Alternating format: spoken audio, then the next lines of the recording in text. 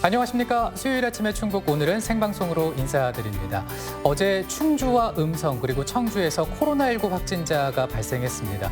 이로써 우리 충북에는 지금까지 확진자는 총 6명이라고 볼 수가 있겠네요. 네, 최근 코로나19로 인해서 많이 걱정이 되시죠? 네. 투데이 브리핑 시간에서 오늘 자세하게 알아볼 예정이긴 한데요. 그래도 아직 마스크를 습관처럼 하지 않는 분들도 계시고 개인 위생이라든가 손 씻기 잘 하지 않는 분들 계시다고 하는데 이런 거 참 철저하게 챙기시면 좋겠습니다. 네, 더 이상의 확산을 막기 위해서는 개개인의 노력이 너무나도 중요하다는 거 꼭 기억해 주시기 바라면서 오늘 첫 소식은요. 지역 이슈를 좀 정리를 해보는 시간입니다. 네. 투데이 브리핑. 오늘 보도국의 진기훈 기자 스튜디오에 나와 있습니다. 안녕하세요. 네, 안녕하세요. 자, 오늘 첫 번째로 준비한 소식 어떤 내용입니까? 네, 방금 말씀하셨던 이 코로나19에 관련된 이야기로 오늘도 시작을 해야 할 것 같습니다. 충북에서 앞서 말씀하신 것처럼 이제 확진자들이 연이어서 발생을 하면서 지역사회 전파 가능성에도 비상이 걸렸는데요. 현재까지의 상황과 같은 이 코로나19 관련 내용을 준비했습니다. 네, 이 날이 갈수록 문제가 좀 심각해지고 있다 이렇게 네. 볼 수 있는데 앞서 오프닝에서 충북의 확진자가 총 6명이다 이렇게 말씀을 드렸습니다. 그간의 과정을 좀 살펴보겠습니다. 네, 그 첫 번째 이제 확진자부터 네. 좀 설명을 드리겠습니다. 우선 지난 1일, 그러니까 지난 21일, 그러니까 지난주 금요일이죠. 이때 충북 지역에서 첫 확진자가 나왔습니다. 증평에 있는 육군 부대에 복무하는 31살 대위 A 씨인데요. 지난 20일 오후 1시쯤에 발열 증상을 보여서 증평군 보건소를 찾았고 이날 밤 11시 50분쯤 확진 판정이 나왔습니다. 그 직후 A 씨는 새벽 2시, 그러니까 21일 새벽 2시에 국군 수도병원으로 이송이 돼서 음압병실에 격리돼 있는 상태입니다. 네. 자, 이 장교의 이동 동선은 어떻게 파악이 되고 있나요? 네, 우선 그 방역 당국은 A 씨가 지난 16일 일요일에 고향인 대구를 찾아가서 신천지 신도인 여자친구를 만나는 과정에서 감염이 된 걸로 보고 있습니다. A 씨의 여자친구는 이 당일 오전에 신천지 교회의 예배에 참석을 했던 걸로 파악이 되고 있습니다. 충청북도는 A 씨의 동선을 좀 살펴본 결과 지난 16일에 A 씨가 여자친구를 만나고 대구에서 부대로 복귀할 때 이 증평군에 따로 뭐 내리거나 이렇게 들린 거는 없었고 그래서 이제 확진이 나온 21일 새벽까지 또 영내 숙소와 부대만 좀 오갔던 것이기 때문에 지역 주민들과의 접촉은 거의 없었던 걸로 보고 있습니다. 네. 다만 이 증평군 보건소, 그러니까 선별진료소가 있었던 네. 이곳에서 이 A 대위의 뒤에 있었던 대기자 2명, 그리고 A 대위 검사를 담당했던 공무원 이렇게 3명, 네. 그리고 또 이와는 별개로 부대와 관련된 접촉자가 49명이 있습니다. 그래서 총 이 A 대위의 확진자, A 대위와는 관련된 접촉자가 총 52명으로 집계가 되고 있는 거고 이들 모두 자가격리를 현재 하고 있는 상태인데 상태는 양호한 걸로 알려졌습니다. 네. 그러니까 이제 첫 확진자는 부대 이외에 지역민 접촉은 없었다 이렇게 정리를 해볼 수가 있고요. 그리고 여기에 이제 청주에서 2명이 또 추가가 됐는데 이분들은 어떤 분들입니까? 네, 이제 이분들은 청주 율량동에 사는 30대 부부 B 씨와 C 씨인데요. 네. 남편인 B 씨가 개인 택시업을 하고 있습니다. 그러니까 22일, 그러니까 지난 토요일 새벽 0시에 확진 판정을 받았습니다. 네. 네. 자, 뭐 택시 기사분이라면은 이동 거리도 뭐 상당히 했을 것 같고 일단 손님들도 많이 태우셨을 것 같은데요. 우선 어떤 경로로 코로나19에 노출된 것으로 나타나고 있나요? 네, 이들은 우선 지난 14일에 전주에 거주하는 내재와 함께 충남 태안으로 여행을 다녀온 걸로 알려졌습니다. 그리고 18일부터 발열 등 이 호흡기 증상을 보이기 시작했는데요.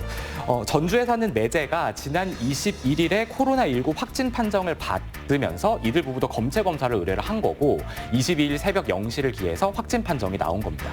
이들 부부랑 내재 모두 이 대구 방문 이력은 따로 없었는데 전주에서 이 내재와 함께 일하는 직원이 이달 초에 대구를 찾았던 걸로 알려졌습니다. 네. 네. 앞서 이제 설명이 나온 대로 이 남편분은 택시 기사인데 그럼 이분들의 동선은 어떻게 되는 겁니까? 네, 이제 동선을 좀 설명을 드리면 네. 이들 부부는 우선 지난 16일에 가족 여행을 마치고 청주에 도착했습니다. 그리고 17일 월요일에는 육거리 시장과 금천동 종합문구를 방문했고요. 화요일 저녁엔 용암동 롯데마트를 다녀갔습니다. 수요일엔 증평 송원칼국수와 증평의 충북 식자재 마트, 델리퀸 금천점을 찾았습니다.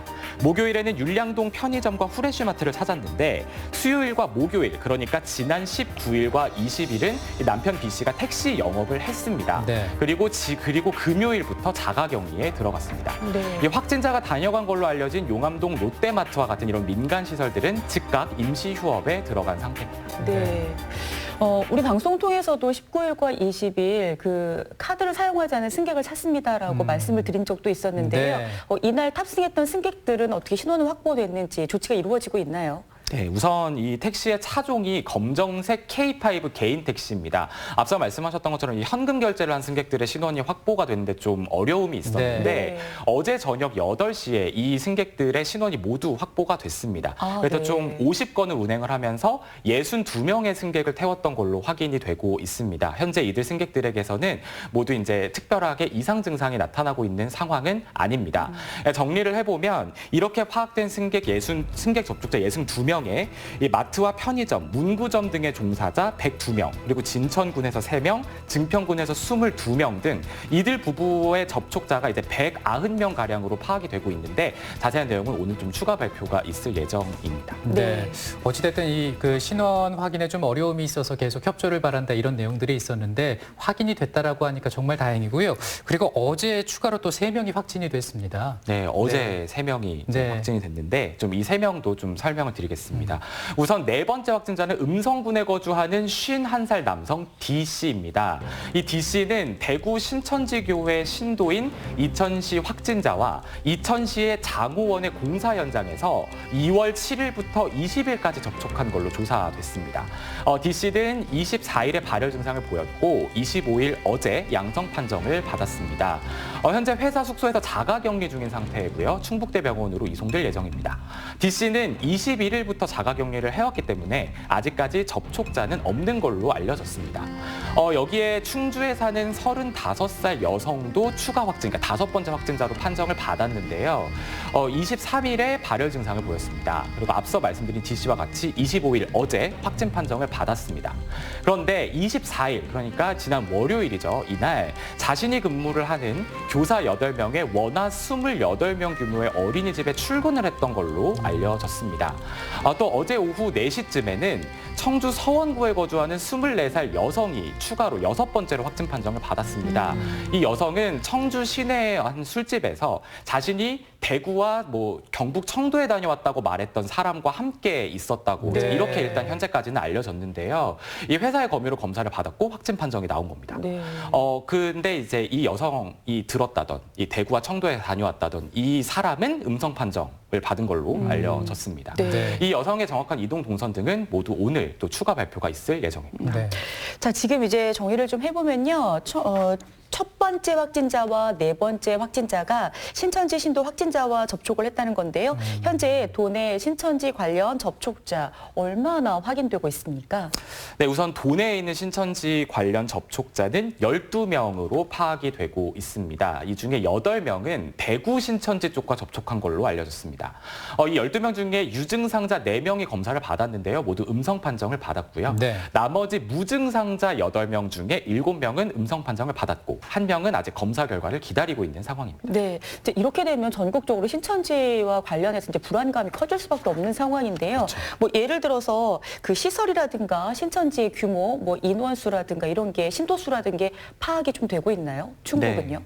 우선 충북에는 모두 38곳의 신천지 시설이 있는 것으로 조사됐습니다. 도 방역당국은 현재 이 시설들은 모두 폐쇄가 됐고 또 방역 조치가 완료됐다 이렇게 밝힌 상황인데요. 또 현재까지 파악된 충북 안에 있는 신천지 신도들은 청주에 5천여 명, 충주에 3천여 명, 제천에 1,000여 명, 그래서 총 9천여 명 정도로 조사가 되고 있습니다. 네. 하지만 이 정보들은 거의 신천지 측에서 제공한 정보에 의존을 하고 있는 상황입니다. 이 신천지 시설이라는 게 외관만 봐서는 파악이 또 구별이 어렵고요.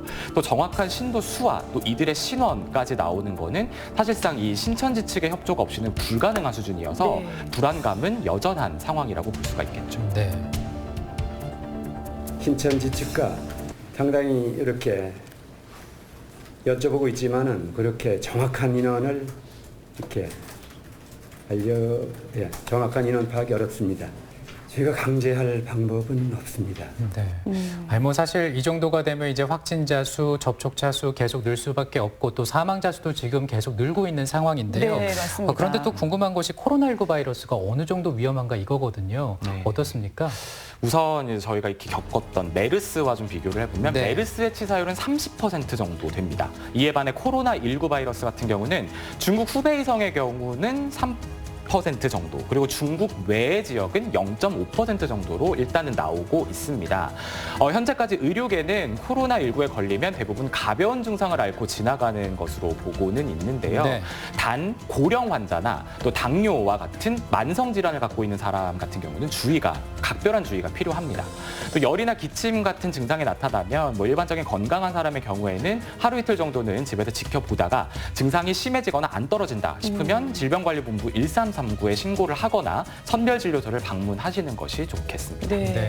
뭐 어쨌든 감염되지 않도록 주의하는 것이 굉장히 중요할 것 같습니다. 네. 이렇게 되면 그 보건당국에서는 뭐 지금 굉장히 비상 상태일 것 같은데요. 어떤 대책들 내놓고 있나요? 네, 뭐 하루가 다르게 대책들이 네. 나오고 있는데 우선 청주의료원과 충주의료원을 감염병 전담병원으로 지정을 해서요. 지금까지 총 174개 병실에 692개 병상을 확보해 놓은 상태입니다. 더 이제 확보를 한다는 방침이고요.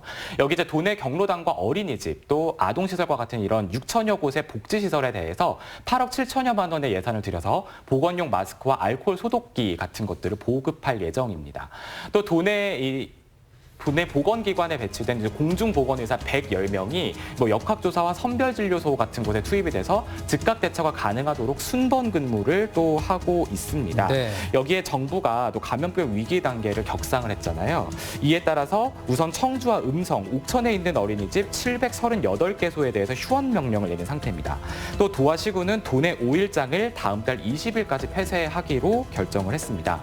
또 터미널과 기차역 등 다중이용시설에 대해서는 주기적인 소독과 방역이 실시가 되고 있는데요. 무엇보다 중요한 거는 앞서 이제 오프닝 때도 말씀을 네. 하셨지만 자주 손을 씻고 또 기침할 때 옷소매로 입과 이제 코를 가리고 또 열이 나거나 기침 같은 이런 호흡기 증상을 보인다 싶으면 사람 많은 곳 안 가는 것 등 이렇게 시민들이 코로나19 예방 수칙을 지켜주시는 것이 무엇보다 중요합니다. 네. 아니 뭐 근데 이 마스크를 사려고 해도 참 사기가 쉽지 않더라고요. 약국에 없더라고요. 네, 그러니까. 이 수급이 좀 원활하게 됐으면 좋겠다라는 생각도 가져보게 됩니다. 자, 다음 소식은 어떤 내용입니까? 네, 이번에는 정치권 소식으로 좀 넘어가 보려고 합니다. 민주당 4선의 오재세 의원이 이제 공천 컷오프가 최종 결정이 되면서 민주당의 이제 공천 구도가 나오고 있는데 이 관련 내용 준비했습니다. 네, 사실 지난주에 오재세 의원의 컷오프설이 이제 돌긴 돌았는데 최종 결정이 됐군요. 네. 네. 지난 21일에 민주당 공천관리위원회가 오재세 의원을 최종적으로 공천 컷오프 시키기로 결정을 했습니다. 네. 사실 컷오프설이 돌 때부터 오재세 의원은 결코 받아들일 수 없다. 서원구에서 공천권을 놓고 경쟁하는 후보들 중에선 자신이 가장 경쟁력이 있는데 기회조차 주지 않는 것은 부당하다. 이렇게 강하게 반발을 했었고 그러면서 정말 공천 배제가 확실시 되면 무소속 출마라도 불사하겠다라는 뜻을 내비치기도 했습니다. 현재 이제 오 의원은 중앙당 재심위원회에 재심 신청서를 제출을 했는데 최종 기각 결정이 난 상태입니다. 네, 아니 뭐 후폭풍이 만만치 않을 것 같습니다. 아무튼 그 민주당이 이제 서원구 공천 방식을 정하면서 이 집권 여당의 어떤 충북 공천 전략 완성이 된 것으로 보면 될까요? 그렇죠. 네. 그리고 이제 본격적으로 이제 경선 지역 같은 경우 네. 경선도 시작이 되고 있는 상황입니다. 8개 선거구는 다 정해졌는데 이제 오늘까지 제천 단양 선거구의 이후삼 의원과 이경용 후보의 경선이 오늘까지 치러집니다. 즉 네. 제천 단양은 오늘 민주당의 최종 후보가 결정이 되는 거고요. 또 내일부터 29일까지는 보은 옥천 영동 괴산 선거구의 경선이 시작됩니다. 네, 이제 총선의 후보들이 속속 결정되고 있습니다. 뭐 코로나19 영향이 있기도 한데 후보들의 면면을 우리 도민 여러분들께서 좀 잘 지켜봐 주시면 좋겠습니다. 네. 자, 다음 소식은 어떤 내용입니까? 네, 지난해 충북 지역뿐만 아니라 전국을 떠들썩하게 했던 고유정 사건에 대한 1심 공판이 있었습니다. 네. 고유정에게는 무기징역이 선고됐는데요. 관련 내용 준비했습니다. 네, 정말 뭐 고유정 사건은 전국을 충격에 맞들었는데요. 일단 지금 사건을 다시 한번 종합해 주시기 바랍니다. 네, 우선 고유정은 전 남편을 살해하고 시신을 훼손해 유기한 혐의 그리고 의붓아들을 살해한 혐의 이렇게 크게 두 가지 혐의를 받고 있습니다. 우선 지난해 5월 제주도의 한 펜션에서 전 남편을 흉기로 찔러 숨지게 하고 그 시신을 훼손했다는 혐의가 있는데 고유정은 뭐 전 남편이 성폭력을 휘둘르려 해서 이걸 방어하려다가 우발적으로 그랬다 네. 이렇게 줄곧 이렇게 주장을 해왔습니다. 또 지난해 3월 그러니까 전 남편이 숨지기 2달 전쯤에는 청주에서 5살 난 의붓아들을 살해한 혐의도 있는데요. 이에 대해 고유정은 현 남편의 잠버릇 때문에 현 남편의 다리에 눌려서 애가 질식해 죽었다. 자신은 모른다 이렇게 주장해왔습니다. 네.